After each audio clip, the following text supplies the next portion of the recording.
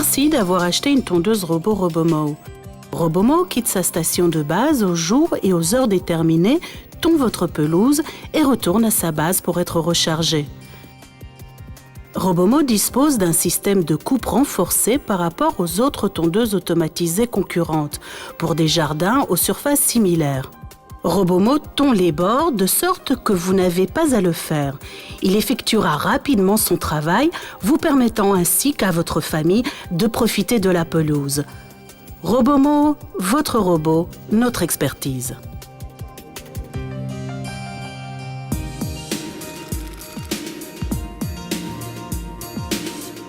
Tout ce dont vous avez besoin pour que Robomow soit prêt à tondre votre pelouse est dans la boîte. Station de base, câble périphérique, piquet, robot règle, boîtier de contrôle, piquet métallique pour la base, outils d'enlèvement des lames et manuel d'utilisation et de sécurité. Il est important de planifier la mise en place avant de commencer.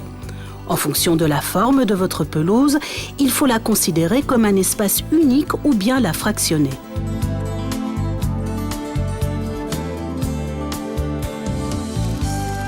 La partie la plus grande de votre pelouse sera votre zone principale. C'est là que sera installée la station de base. Certaines pelouses comporteront des zones supplémentaires. Si Robomow est en mesure d'y accéder, elles deviendront vos sous-zones. D'autres pelouses comportent des zones qui sont séparées par des arbres, une clôture ou d'autres objets. En conséquence, Robomow ne peut pas les atteindre par ses propres moyens. Celles-ci se dénomment des zones séparées. Certaines pelouses offrent un passage menant vers la sous-zone qui est suffisant pour que Robomow l'emprunte, mais pas assez pour qu'il tonde. Les sous-zones peuvent être définies au moyen de l'appli Robomow. Sinon, définissez-les comme une zone séparée en utilisant l'interface de la tondeuse.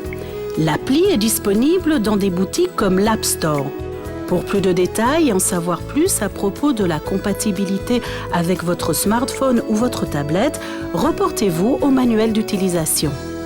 Si votre pelouse comporte un passage étroit, reportez-vous aux instructions fournies dans le manuel d'utilisation.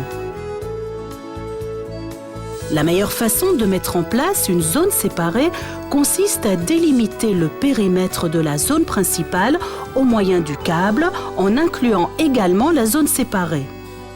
Lorsque votre zone séparée ne peut pas être reliée au câble périphérique de la zone principale, un commutateur de périmètre est requis pour fournir un signal indépendant ainsi qu'une alimentation pour cette zone. Le commutateur de périmètre est disponible en tant qu'accessoire. Si la zone séparée requiert plus d'une seule session de tonte pour être intégralement couverte, une station de base supplémentaire est recommandée. Elle est disponible en tant qu'accessoire. Vous pouvez transporter Robomow ou bien utiliser la télécommande pour le conduire vers et depuis la zone séparée. La télécommande est disponible en tant qu'accessoire. Déterminez le meilleur emplacement pour la station de base sur votre pelouse. Placez-la dans la zone la plus vaste.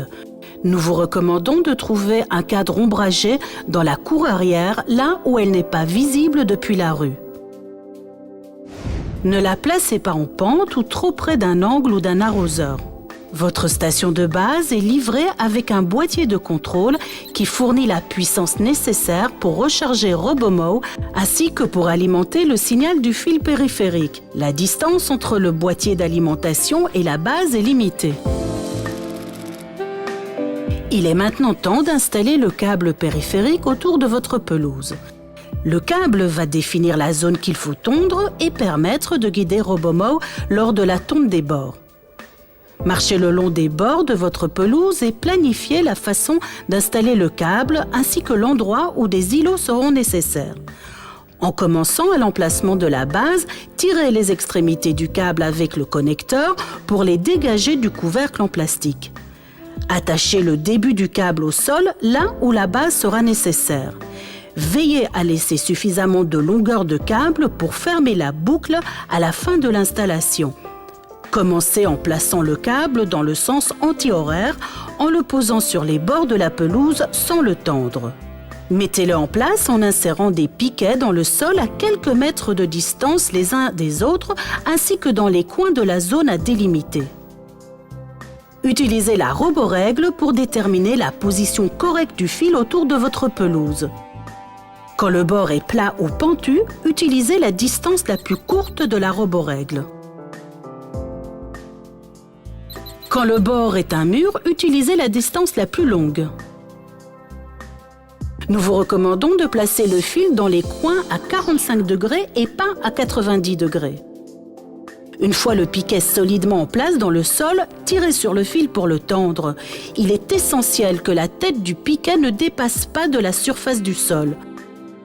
N'oubliez pas de tester l'installation du câble avant d'ajouter des piquets supplémentaires. Utilisez la roborègle pour placer précisément le câble lors du contournement d'obstacles sur les bords de la pelouse. Lorsqu'un câble supplémentaire est requis pour terminer l'installation, utilisez les connecteurs de câbles fournis avec le produit. Dénudez les extrémités des câbles et tordez-les ensemble dans les serre-fils remplis de silicone. Assurez-vous que ces derniers soient correctement serrés.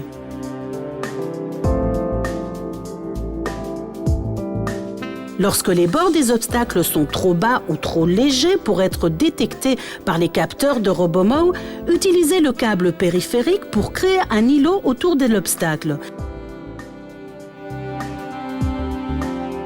Les deux câbles menant à l'îlot doivent être parallèles et se toucher.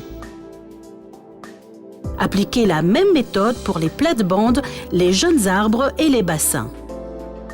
Si vous définissez une zone séparée, les câbles doivent être parallèles et se toucher. Après avoir placé le câble tout autour de la pelouse, joignez ensemble les extrémités de départ et de fin. Utilisez le même piquet pour attacher les deux extrémités lâches du câble périphérique au sol. Coupez l'extrémité du câble n'ayant pas de connecteur afin que les longueurs soient égales, puis tordez-les ensemble. Dénudez l'extrémité du câble.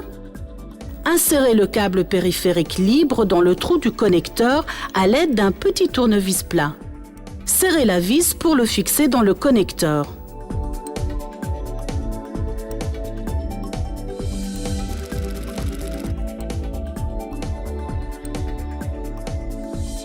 Placez la base sur le câble périphérique. Branchez le connecteur du câble périphérique à la station de base. Insérez un piquet dans le trou avant de la station d'accueil. Alignez la base sur le câble afin que ce dernier soit aligné au milieu en vous aidant des repères à l'avant et à l'arrière de la base. Insérez le second piquet dans le trou avant de la station d'accueil. Déroulez avec précaution le câble d'alimentation sur toute sa longueur.